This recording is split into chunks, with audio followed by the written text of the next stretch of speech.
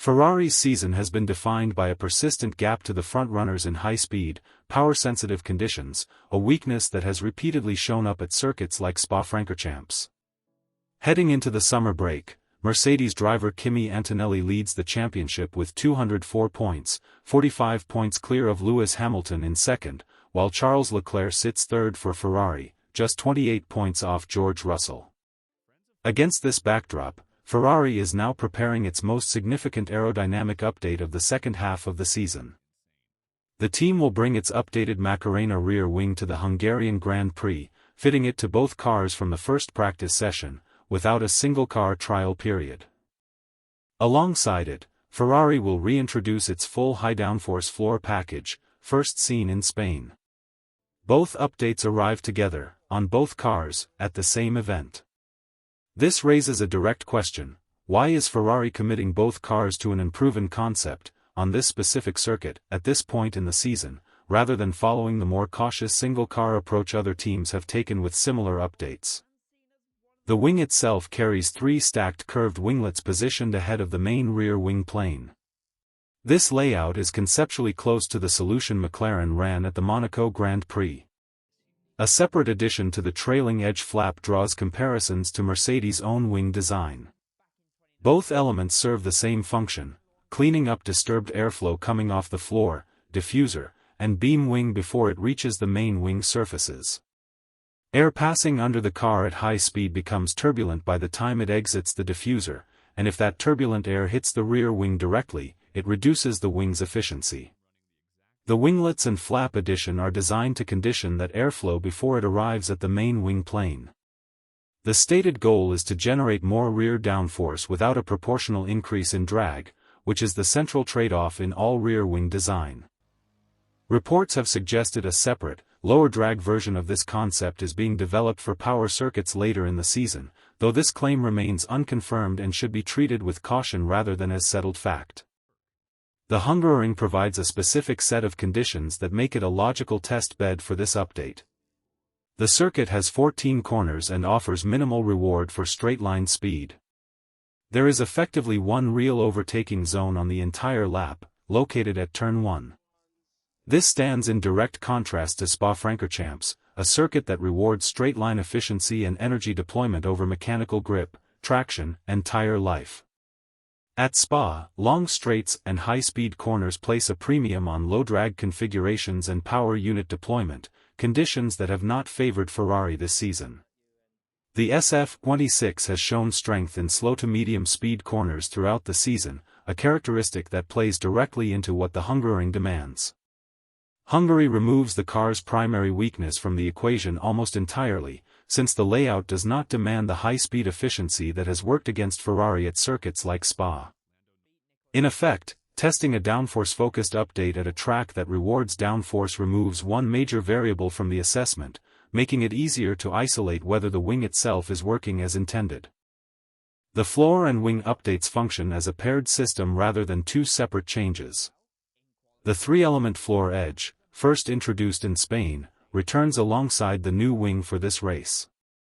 The floor is responsible for generating the majority of the car's total downforce, while the wing's role is to balance that load across the car, keeping the aerodynamic balance between front and rear consistent through different corner speeds.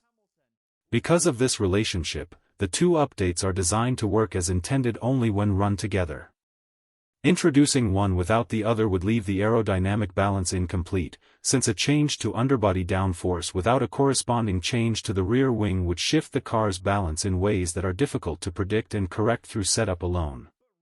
This is part of the reasoning behind fitting both to both cars at once rather than running a split trial across a single car or a single session. The Belgian Grand Prix results set the tone for the current championship gap. Antonelli won the race, Leclerc finished second, Max Verstappen was third, Hamilton finished fourth after receiving a penalty, and Russell retired on the opening lap. That result reinforced Mercedes' tire management as a defining strength this season, one that Ferrari needs to close the gap on if it wants to challenge for wins consistently across a full race distance rather than over a single fast lap. Tire degradation management becomes especially important at a circuit like the Hungaroring, where high ambient temperatures and a twisting, high downforce layout place sustained load on the tires over long stints. Qualifying position carries added weight at this specific event, given how difficult the Hungaroring is to overtake on across a full race distance, with only one real passing opportunity at turn 1. Track position secured on Saturday tends to translate directly into race results on Sunday. Hamilton's history at this circuit is extensive. He has recorded 8 wins and 9 pole positions at the Hungaroring, the most of any driver in Formula One history at this track. That record was built across multiple teams and multiple regulation eras, underlining how consistently the circuit has suited his driving style regardless of the machinery underneath him. Leclerc's second-place finish at Spa is being treated as evidence of genuine race pace rather than an isolated strong result, given the circuit characteristics that typically do not favor Ferrari. A strong result at a track that plays against the car's known strengths carries more weight than a strong result at a track that already suits it. Team principal Fred Vasseur has been publicly measured about expectations for this weekend, stating that the updated SF26 package is no guarantee of success at the Hungaroring. That caution matters because it comes directly from the team overseeing the development program, rather than from outside analysis, and it sets a deliberately restrained tone ahead of a weekend carrying significant technical and competitive stakes. This update does not exist in isolation within the field. McLaren is trialing its own revised rear wing concept on Oscar Piastri's car at the same event, mirroring the single-car approach Ferrari has chosen not to take. That contrast in strategy is notable on its own. McLaren testing the update on one car allows a direct comparison against its sister car running the previous specification, while Ferrari running both cars with the new package removes that internal baseline in favor of maximizing the amount of data collected across a single weekend. Red Bull is expected to bring back its own wing solution after resolving the issue that caused Verstappen's earlier incidents with the concept. With 3 separate teams testing related wing philosophies at the same circuit, the Hungarian Grand Prix becomes a direct comparison point across competing approaches rather than a single team testing an idea on its own. The overlap of these 3 programs at one event gives observers a rare opportunity to assess different interpretations of the same aerodynamic problem under identical track and weather conditions. The timing of this update matters beyond the technical specifics. Ferrari has trailed both Mercedes and, at times, Red Bull in pure straight-line efficiency this season, a deficit that has been most visible at power-sensitive circuits such as Spa. The Hungaroring's low speed, high downforce demands strip that disadvantage out of the equation, placing far greater weight on mechanical grip and tire preservation, both areas where the SF26 has performed competitively across the season.